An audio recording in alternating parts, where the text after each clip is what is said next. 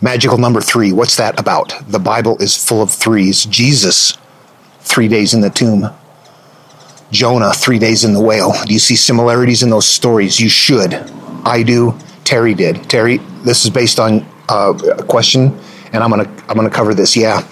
So this is how the 3 has been for me. Oh, my name is Dan Paulson. Everybody that doesn't know. Okay, so the 3 emerges first in the Bible in Genesis. I've shown you that right there at the 7-3 day. And all of those numbers represent the time in life while you're a child, before you begin experiencing life. When you go from your childhood, very minimal, I'm in a tiny little world, everything is fine and happy and protected right here, and then you get out into the world and suddenly go, oh my gosh, I'm not happy anymore. That people aren't what I thought. There's a lot of meanness and hate and things like that out here. Okay, so that's where the first sin sort of thing comes in. We have to disconnect from it. It's not us sinning. It's really an analogous term that means judged life experiences that now take you away from that pure state. That is put as all have sinned and fall short of the glory of God. The God is the higher awareness. So we have to separate from that. A Christian is going to think, oh, you're a sinner, I'm a sinner. It says that way. It's like, sin is an analogous term. It means all have judged life and are now suffering as a result of things that you've judged in life. Okay. So in my life, I had a 3 that occurred, and it was weird because I used to associate it with Jesus somehow. There was something linking in my head. I was not a Christian, but I knew, you know what? I was a kid. We went to Sunday school. I heard those stories, but I'll tell you what, I remember things, and I would talk about things later with people who would say, I don't remember that. I don't remember that. So I had a much better memory about the stories, but I also, when I heard the stories, it's like as you're listening to it, it's playing out in your imagination. You're there. So that's a different way of really a mental architecture that works that way. You're not trying to do that. You can't help it. So if your brain works that way, you're going to have this potential. And if not, you can be a theist or an atheist probably, or an anti-theist, and never understand what is really truly there. Okay, so in life, I did not realize I was an introverted feeler and that it was not good for me to be in big groups all the time and trying to fit in. I can remember times as a child thinking, what is my problem? How come I can't be like everybody? I could not figure it out. Eventually, I learned, you know what? We have different brain types, different brain architecture. I'm an introvert. I'm not supposed to be in the group. I'm not supposed to fit. I'm supposed to be out here watching things from a distance. Suddenly, I became more comfortable. That's what my life is about. Not about, well, ever since I was a kid, I would go off on my own and go in the woods and cry even for hours if during the abuse years, the little kid years. Okay, so I realized I always needed time away. Then as you go on in life and you're doing things and going to work and getting into your normal life, you still get 3-day weekends. And those 3-day weekends, I would set aside. I would have a buddy of mine wherever I was drop me off somewhere at the edge of the mountain someplace, and I'd say, you pick me up in 3 days at the same place, same mile marker, and then I would just walk off into the woods. No trail, nothing. I would go off and just spend 3 days in the Pacific Northwest. That's, very minimally outfitted. I was a kid. I had like surplus wool pants and things like that under an army surplus poncho in the rain, getting cold and wet. But it was like, God, there was a piece to it. But here's what I realized. When I first would get out there, my mind would be frazzled. That's the reason I wanted to go. It's because there's so much stress and frustration. You need to clear your mind from all the clatter. And most people are just, they're all about that clatter. They like the clatter, they're in the clatter, but you can't sort through that stuff. You need to see a bigger flow going on. So what I noticed while I was out there for those 3 days is that the first day that you're just frazzled like that. The second day, I would begin letting all that stuff go. It begins to ease off. You start feeling an inner peace. And by day 3, okay, this is what I need. And then you felt so good and such good energy. There's even times people would be just like, look at you from, a stranger from across the road or something, hey, wave at you or something very friendly. And you don't even know who they are, but there's just like this energy that feels good. You know what, though? I go back to work, and within a day or two, that feeling was gone. You're back to the stress and all that stuff. It's like, it's returned. But it took 3 days. 2 days would never do it. But I can remember thinking to myself, God, Jesus was 3 days in the tomb. Jonah 3 days in the whale. Am I doing 3 days in the tomb? Am I doing 3 days in the whale metaphorically? Doing this? Is that what that's about? And I don't think it is. I think that that just happened to be that way, but I think that the 3 itself is that pure state in the beginning. Anyway, all right, so I'm going to make a video about the number collection, but I'm going to tell you that gets super academic. What I would say is that if you New Genesis, there's 4 locations where the numbers are being gathered. They're analogs. Okay, so the places are this. First of all, in chapter 5, there is a lineage, Adam's lineage. And it reads weird. It really does. So-and-so had it's repetitive. It's like, what the heck? It's a sequence in there. So-and-so lived how many years and begat so-and-so who lived so many years and begat so-and-so, and then they died, and then it just continually does that. But the numbers are all many times repetitive, and it's in that 900 and 800 series numbers in there that the 900 and the 800 are repeated 7 times. They're being used as surrogates. That whole block right there, 5, that's an analog farm. That is there created for 2 reasons. Number 1, it holds a place in the story, in the template, where your life goes on. If you look here where the lineage happens, you got Cain and Abel. Cain leaves the presence of the Lord. And what happened, that represents us now going off in life, losing connection with our higher awareness. And then what happens? The lineage is there. That means time goes by. And then what happens is that after time goes by, you get to the point where the destruction needs to happen. We're going to see, so that entire chunk right there in 5, that weird numbering pattern, that is there is an analog farm to collect numbers. At the same time, it is residing in a location on the template that means time goes by. So it belongs there. We're going to see another analog farm in chapter 11, right after the Babel destruction. Babel represents us. The destruction of Babel would be equivalent to, what is the Babel? What is Babel? It represents trying to build a city up to God, and the gods. That's the last time it's plural, and God said, "Let's go down and destroy that thing." They're trying to be like us. Okay, that's the last time in the Bible that gods are referred to in plural. It's not a single God yet until chapter 12. All right, I think you've seen this before, the number analog count. The 3-7 grid starts with the 3-7. I've gathered up these numbers here. Here's the division that we're going to see at 4. Chapter 4, Cain and Abel division goes on. When we get down here, first sin is going to be 8, but also 11 is going to replicate that, as will 13, as is 21. In each one of these cases, it means we've moved off into that state where now you are no longer pure state anymore. Now, if we take that knowledge, or take those numbers and go right over here to, it's going to seem weird what I'm doing right there, where I'm getting those numbers, because those ones aren't specified. The 20 is specified as a good one. So what I assume at some point is that since they're sequencing things like that, if 7 is good and 8 is first sin, we can keep cross-referencing these. When is it time for the Jewish boy to be circumcised? Day 8. That would mean that the physical tradition is based on this template right here, and people are doing physically something. When Jesus says in the Gospel of Thomas, if their father, when he's asked, should we be circumcised, then he said, if you were to be circumcised, then your father would beget them as such. They'd be born circumcised, but rather the true circumcision is the circumcision of spirit. Bingo, right there. Then what if 20 is good? 21 is first sin. If 30 is good, 31 is first sin, that they're going to continually sequence in that very simple way. It's verbal code that's in the story, held in repeating nouns and verbs and how many times they repeat, with a number sequence as well. It'll cross-reference, but it gets mentally complicated. I'll take a look at these numbers one more time. See the 11 and the 13 right there? Get into the book of Jeremiah. What we see is, look right here, to whom the word of the Lord came in the days of Josiah, the son of Ammon, king of Judah, in the 13th 13th year of his reign. 13th is in that sin state. We're starting off in a story here where it's time to go. It's time to get underway, but it's being encoded. It also, in the days of Jehoiakim, the son of Josiah, the king of Judah, unto the end of the 11th year. 11th, 13th.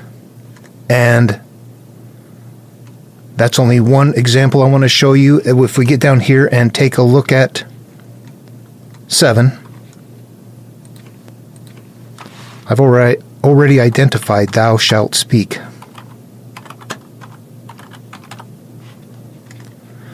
There we have it, repeated 3 times. And this is going to be consistent throughout the Bible, and it's going to be based on the numbering pattern that we're pulling from those analog farms. The reason I'm finding these is because of those analog farms, because of analyzing those. So this is another important reason to understand why a degree in Bible studies, you can have a PhD. Who knows this? This is not degree material. This is meant for the shepherd boy to find. At the end of the day, that's what we're looking for here, the analysis of that. Okay, anyway, then there's a Terra analog farm right there. It's an older one. It's smaller numbers. You can see that that it's sequencing in the same sort of way, except they're smaller numbers and older. Okay, that one was probably original. Another one that is added in, if you read the Sodom and Gomorrah story, just before Sodom and Gomorrah, there's a point where the 2 angels are getting ready to go, but suddenly there's this chunk in there where Abraham is talking to God. And they're easier just to bring it up, actually, in editing. Here, it's a short piece. Will you destroy the righteous with the wicked? Suppose there's 50 righteous within the city. Will you also destroy, not spare the place for the 50 righteous that there are within? That be far from you to do this manner, and lay the righteous with the wicked, and that the righteous should be as the wicked, that be as far from you. Shall not the judge of all the earth do right? He's telling God. Abram is reasoning with God. Hey man, you just want to destroy the city. What if there's good people in there? You're going to destroy them too? And the Lord said, if I find in Sodom 50 righteous within the city, then I will spare the place for their sakes. And Abraham answered, and behold, now I have taken upon me to speak unto the Lord, which am but dust and ashes. What happens if there's 5 of the 50 righteous? Would you destroy all of the city for the lack of 5? And he said, if I find there 40 and 5, I will not destroy it. Okay, now there's a weird thing starting to happen in here. And there's some things that if you pay attention to, and once your mind clicks into it, you're noticing things like righteous, righteous, righteous, righteous is being repeated 1, 2, 3, 4, 5, 6, 7 times right here. Righteous is being repeated. All right, it's gathering up an analog farm. It's pointing to numbers. 50, 50, and 50, and 50 appears 4 times. 4 and 50 are both numbers that have been gathered. We've got a lack of 5, 5, 40, and 5. We have 5 being said 3 times. This is not 45. This is 40 and 5. Keep them, all of these numbers, if you play around with them and don't combine them, when you take them, don't make them compound numbers. Treat that as a 40 and a 5. And what we see is 40 is being repeated 3 times. 30 is being repeated twice. 20 is being repeated twice. And 10 is being repeated twice. And those are all numbers that trace right back up to, what do we have up here? This is the Adams analog farm right here. What do we have? There's a 30. There's a 7. What do we pull out? There's a 5 right there. 30 again. 800 is said 7 times. There's a 10. 2. 60 and 5. There's actually a lot more numbers here than there is down there, but the numbers that appear down there are also appearing up here. Here we go, and 120. 20. We have all of the numbers being continuously represented in various places as if they are being cross-reference gathered. Do you see those patterns? I do.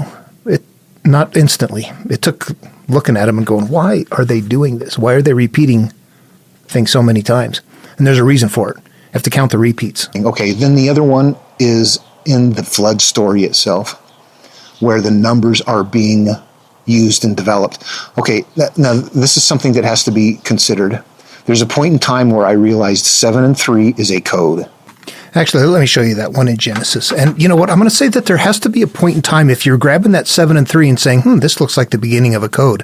What about the rest of the numbers? There's a point in time where you say, okay, if I'm going to use some of these as code, use all of them as code. You don't know which ones. And then what happens is it actually magic unlocks. So we get down here. What do we have? What the size of it? 300, 50, 30,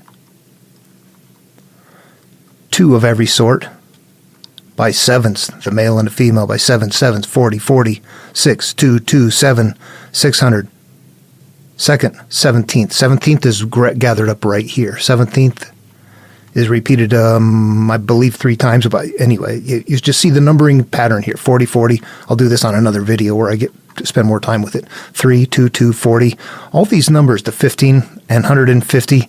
Okay, as we get into them, what you're going to say is, these are all the same damn numbers over and over again. 10th, 10th, 10th, 40, 7, 7, 600, first, 7, 20. At some point, it's like, how come they're using all the same numbers? Those 22 numbers right there. And what are those 22 numbers? All right, when we count how many times that number itself is repeated in the Bible, what we find out is that those 22 numbers that we're gathering up here are repeated over 6,052 times in the Bible. That's why we see the patterns. If you are capable of seeing patterns very well, that's spread out enough, most people can't see the patterns.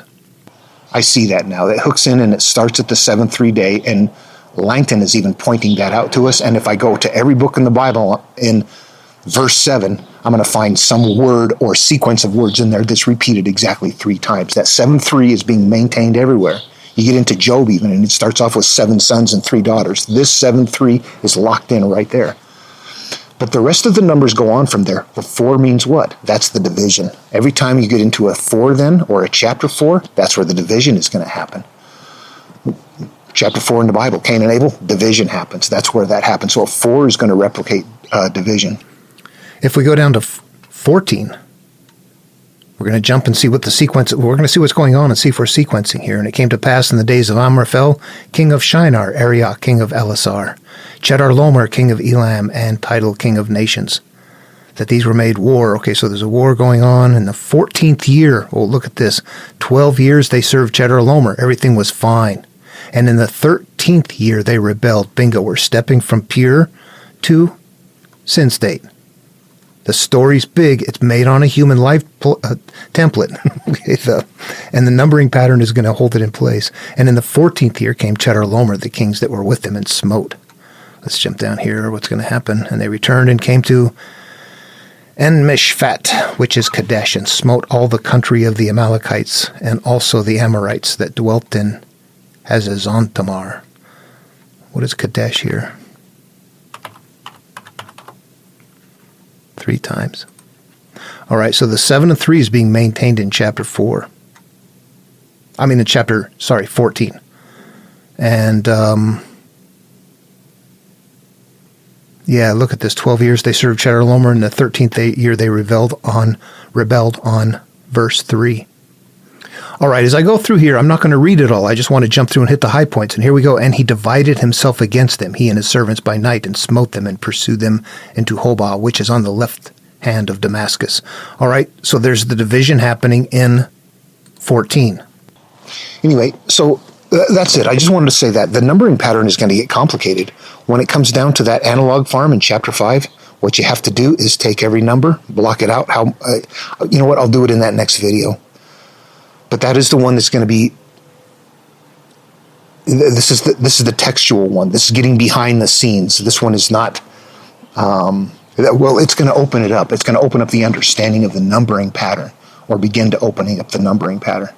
Okay, that's it for this video. I just wanted to say that. The 3, I'll throw that out there. I don't think that the 3 days is significant necessarily.